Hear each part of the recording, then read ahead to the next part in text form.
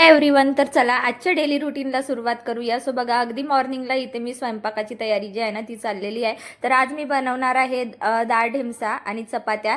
So बघा, चपात्याचं कणिक संपलं होतं म्हणून मी बाहेरूनच जे आहे ना मल्टीग्रेन आटाचं पॅकेट जे आहे ना ते आणलं आणि खूप छान चपात्या होते. त्यासोबतच इथे भाजी माझी तयार झालेली आहे आणि लगेच जे आहे ना चहा घेऊन घेतला. चहा घेतलं की मन असं प्रसन्न वाटत असतं आणि लगेच चिवच्या पप्पांना जे आहे ना त्यांचं टिफिन भरून देऊन दिलं. सो बघा, चिवने जे आहे ना हेअर वॉश केले होते म्हणून तिचे हेअर छान असे मस्त कोंब करून दिले. लगेच बेड पूर्ण आवरून घेतला. त्यानंतर माझी जी आहे ना बॅग होती ना ती म्हणजे थोडी अनपॅक करायची बाकी होती. सो बघा, आईकडून मी ही मस्त अशी छान नवीन साडी आणलेली होती तिची. तर साडीच नाही तर फक्त एक रात्रसाठी राहिली आणि तिने भरपूर वस्तू बांधून दिल्या, जसं शेवया, त्यानंतर वड्या वगैरे. आणि खरंच सांगते, जगामध्ये माणसं बदलतात, लोक बदलतात, पण आई सुरुवातीपासून शेवटपर्यंत जशीच्या तशीच राहते. आणि मला असं वाटते की आईची जागा जगात कुणीही दुसरा व्यक्ती घेऊच शकत नाही.